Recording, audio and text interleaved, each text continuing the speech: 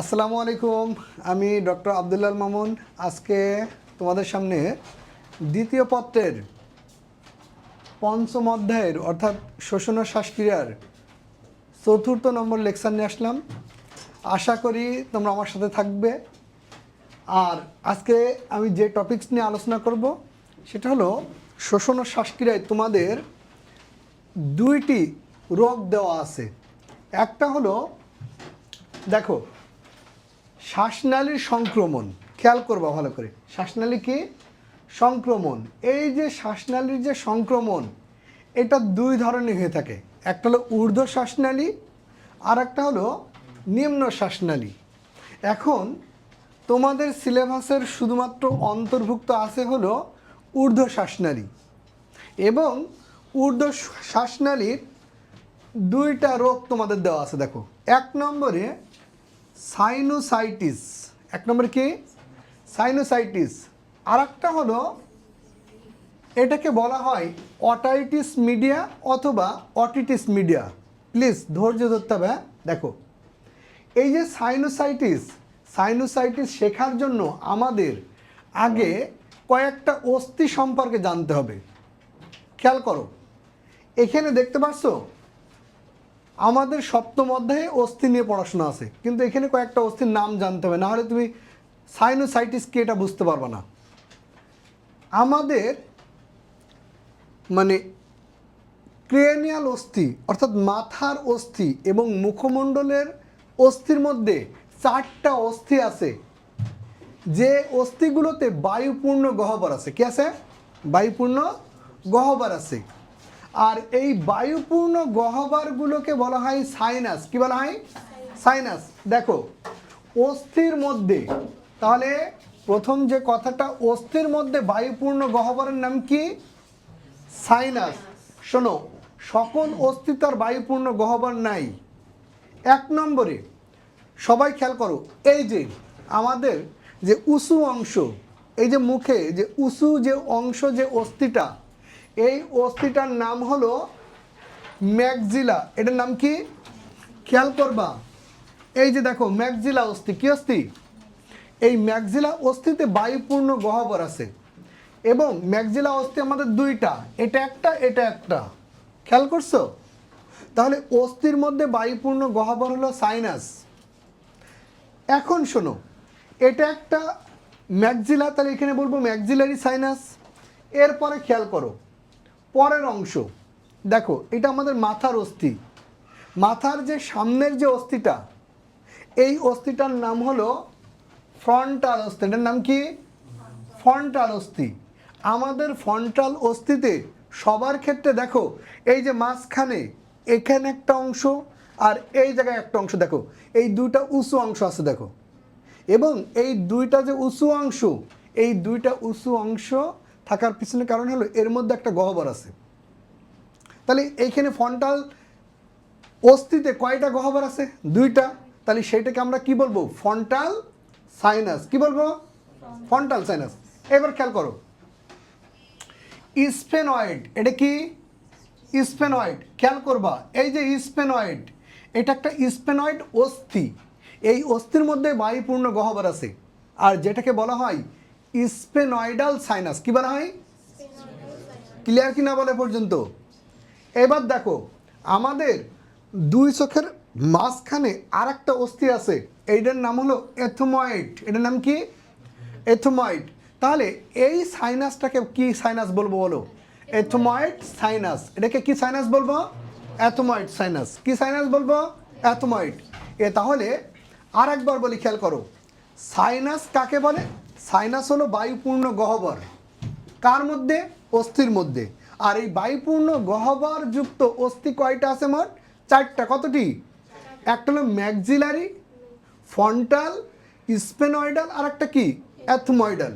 শোনো, এই অস্থির নাম অনুসারে এই বায়ুপূর্ণ গহ্বরকে বলা হয় maxillary sinus, frontal sinus, sphenoidal আর এথময়েডাল সাইনাস।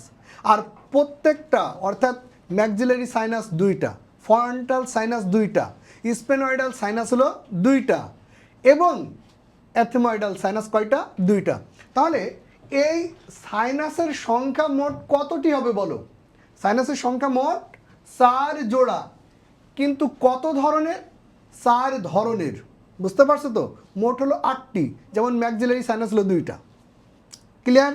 ফ্রন্টাল সাইনাস 2টা, স্পেনয়েডাল 2টা, অ্যাথময়েডাল 2টা, কিন্তু কত ধরনের? 4 ধরনের। মনে থাকবে তো? শোনো, মেডিকেল ভর্তি পরীক্ষায় 17-18তে এসেছিল, আমি দেখালেই তোমরা বুঝতে পারবা। এই সাইনাসগুলোকে আর একটা নামে ডাকা হয়, যেটার নাম হলো প্যারান্যাজাল সাইনাস। আর একটা নাম কি?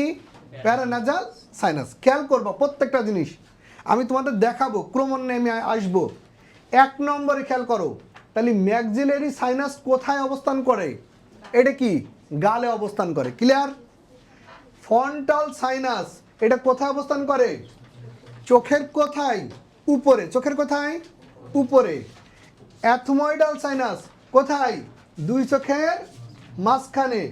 আর স্পেনয়েডাল সাইনাস কোথায়? তোমার অ্যাথময়েডাল সাইনাসের কোথায়? পিছনে অবস্থান করে। আমি তোমাদের একটু চিত্র দেখাই, তাহলে তোমাদের জন্য আরও ভালো হবে। দেখো, এইটা খেয়াল করো, এই যে চিত্রটা খেয়াল করো, তাহলে এই সাইনাসটার নাম কি বলো? Maxillary sinus. ঠিক আছে তো? আমি ডেফিনেশন পরে আসতেছি। দেখো, এরপরে এটা কি? ফ্রন্টাল। এটা কি চোখের উপরে কিনা বলো? চোখের উপরে। 2 চোখের মাঝখানে 2টা আছে, একটা স্পেনয়েডাল আর একটা কি? অ্যাথময়েডাল সাইনাস, ক্লিয়ার? দেখো, এটা একটা আর এটা একটা, তাহলে এটা হলো স্পেনয়েডাল সাইনাস, আর নিচেটা কি? অ্যাথময়েডাল সাইনাস। আমার কথা কি বুঝাইতে পারছি? যদি মনে না থাকে, এইটা তোমার আসে হলো 3 মার্কের জন্য, যে সাইনাস কাকে বলে, কত প্রকার, কি কি।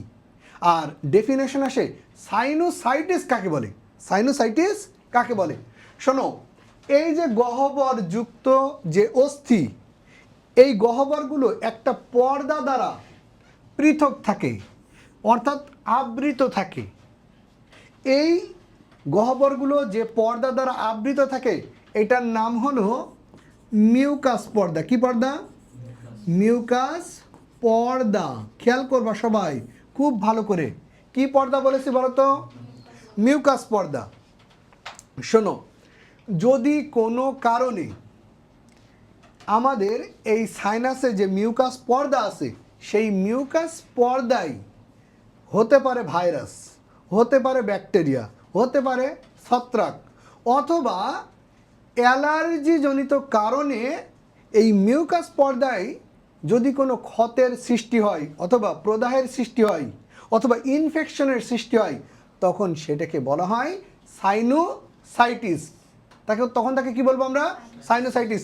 দেখো, আমি আরেকবার ডেফিনেশনটা বলতেছি, খেয়াল করবা। তাহলে সাইনোসাইটিস, সাইনোসাইটিস কাকে বলবো? এই যে দেখো, সাইনোসাইটিস, তাই তো? এটা কি? সাইনোসাইটিস। তাহলে সাইনোসাইটিস আমরা কাকে বলবো? সেটা হলো অস্থির মধ্যে যে বায়ুপূর্ণ গহ্বর আছে, এই গহ্বরগুলো কোন আবরণ দ্বারা আবৃত থাকে? মিউকাস পর্দা। মিউকাস পর্দায় যদি কোনো কারণে, হতে পারে ভাইরাস, হতে পারে ব্যাকটেরিয়া, হতে পারে ছত্রাক, অথবা অ্যালার্জিজনিত কারণে যদি কখনো প্রদাহের সৃষ্টি হয়, তখন সেটাকে বলা হয় সাইনোসাইটিস। কি বলা হয়? সাইনোসাইটিস। দেখো, এই যে সাইনোসাইটিস, এই সাইনোসাইটিস কিন্তু একরকম নয়, ঠিক আছে?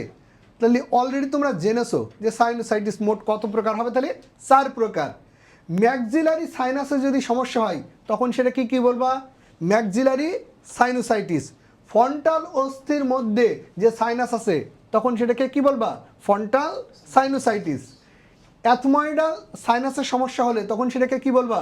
অ্যাথময়েডাল সাইনোসাইটিস। স্পেনয়েডের সমস্যা হলে তখন সেটাকে কি বলবা? স্পেনয়েডাল সাইনোসাইটিস। দেখো, তোমাদের একটু আগে বলেছিলাম যে প্যারানাজাল সাইনাস, তাহলে দেখো এই সাইনাস বা এটাকে আরেকটা নামে কি নামে ডাকা হয়? প্যারানাজাল সাইনাস। কততে এসেছিল মেডিকেল অ্যাডমিশন? কত এটা? 16-17। আমি তখন কি ভুল বলেছিলাম? হতে পারে, হইতে পারে। তাহলে এটা কত সালে এসেছে? 16-17তে এসেছে। এবার শোনো, এই সাইনোসাইটিস, দেখো এই যে সাইনোসাইটিস, কি বলেছিলাম? ভাইরাস, ব্যাকটেরিয়া, ছত্রাক, অথবা কি কারণে? অ্যালার্জিজনিত কারণে। কোন অংশে প্রদাহের সৃষ্টি হয়? মিউকাস পর্দায়। খেয়াল করছো? দেখো, এরপরে দেখো, সাইনোসাইটিস দুই প্রকার। কত প্রকার? দুই প্রকার। এইটা সময়ের উপরে ডিপেন্ড করে এটাকে দুইটা ভাগে ভাগ করছে। এক নম্বরে যদি তোমার সাইনোসাইটিস হয় আর সেটার স্থায়িত্বকাল যদি 4 থেকে 8 সপ্তাহের মধ্যে হয়, তখন সেটাকে আমরা বলবো হলো অ্যাকুইট সাইনোসাইটিস, আর বাংলায় বলা হয় তাৎক্ষণিক সাইনোসাইটিস। এরপরে দেখো, যদি তোমার এটা 8 সপ্তাহ থেকে 2 মাসের বেশি হয়, তখন সেটাকে বলা হয় ক্রনিক সাইনোসাইটিস। তখন সেটাকে আমরা কি বলবো? Chronic sinusitis. শোনো, অলরেডি ডেফিনেশনে তোমরা জেনেছো যে ভাইরাস দ্বারা হতে পারে, ব্যাকটেরিয়া দ্বারা হতে পারে, ছত্রাক দ্বারা হতে পারে, কিন্তু স্পেসিফিক কিছু কারণ তোমাকে এমসিকিউর জন্য মাথায় রাখতে হবে। দেখো, 1 নম্বর পয়েন্ট, রোগের প্রথম যে কারণ ভাইরাস। এই ভাইরাসের মধ্যে তোমাকে প্রথম যেটা মনে রাখতে হবে, হিউম্যান রেসপিরেটরি সিনসাইশিয়াল ভাইরাস পারতেই হবে কিন্তু। দ্বিতীয় নম্বরে প্যারা ইনফ্লুয়েঞ্জা ভাইরাস, আর একটা আছে দেখো মেটানিউমো ভাইরাস। এই তিনটা হলো ভাইরাস। এই ভাইরাস দ্বারা তোমার সাইনোসাইটিস হতে পারে।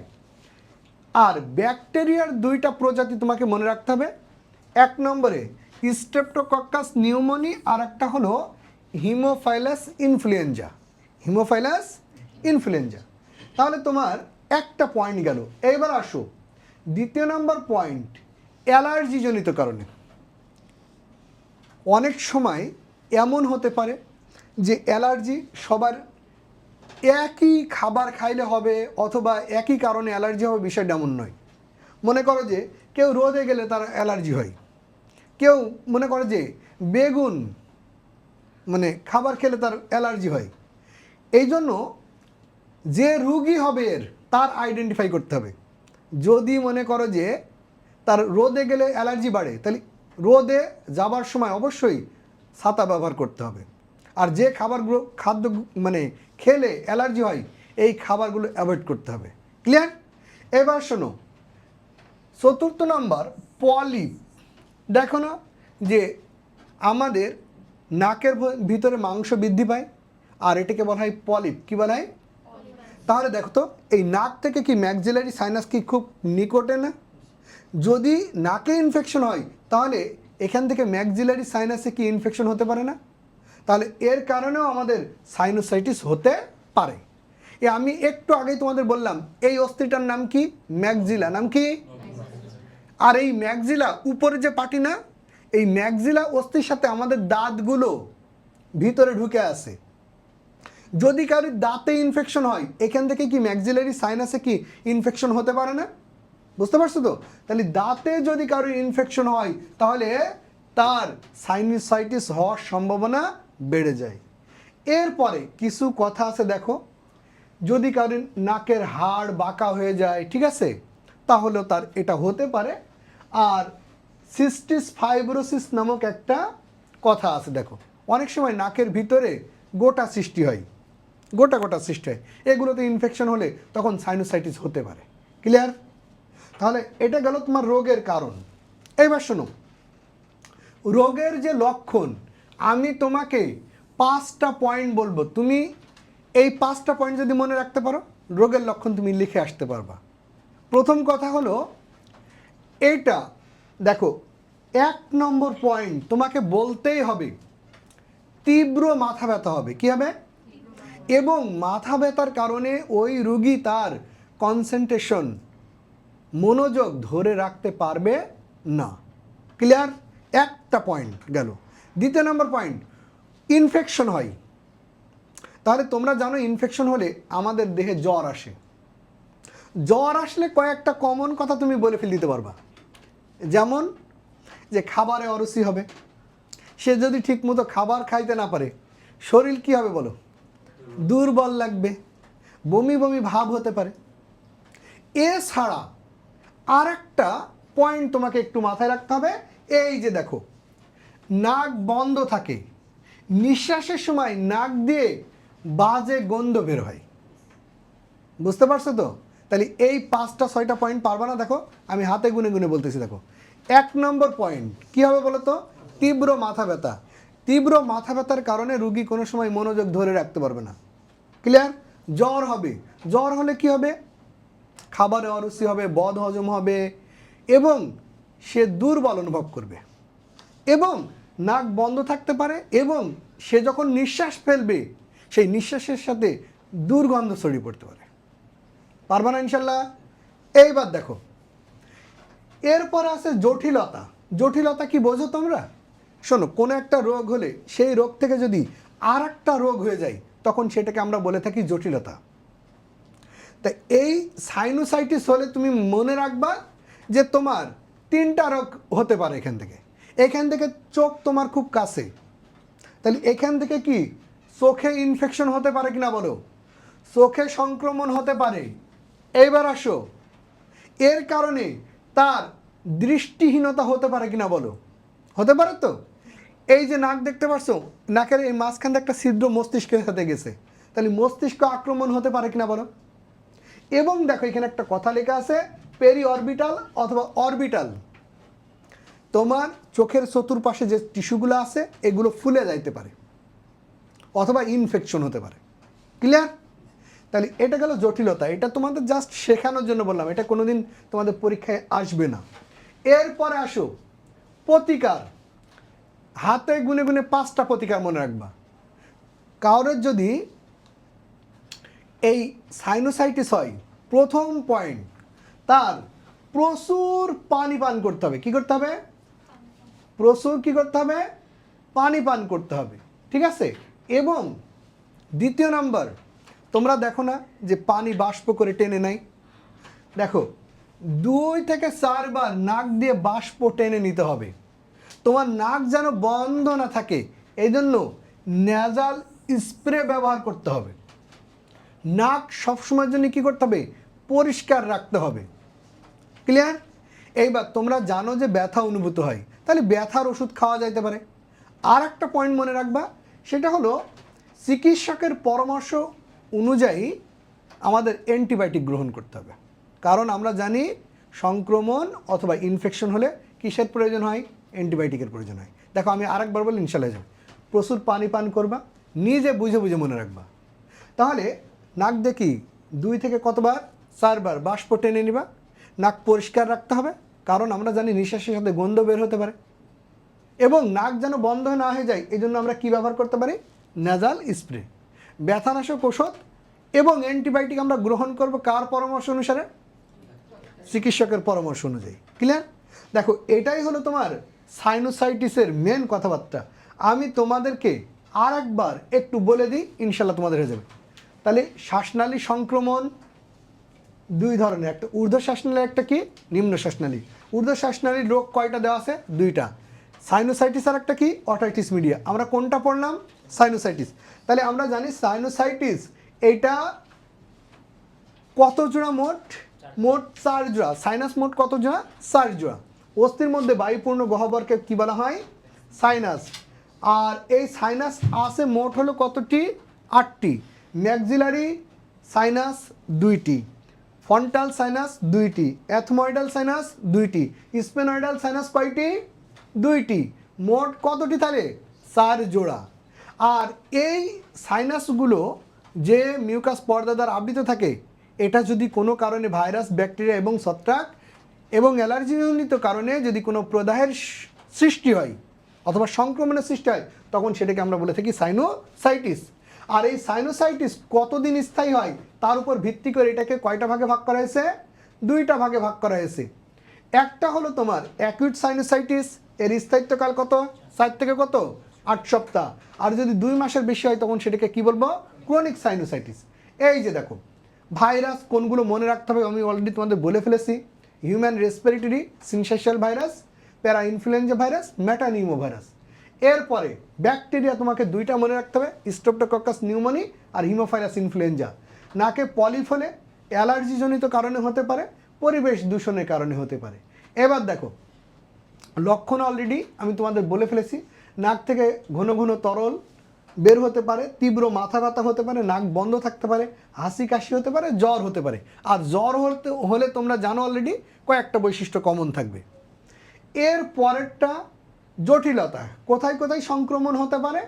চোখে সংক্রমণ হতে পারে, মস্তিষ্কে সংক্রমণ হতে পারে এবং সাইনাসে যেহেতু ইনফেকশন ওখানে রক্ত জমাট বাঁধতেও পারে।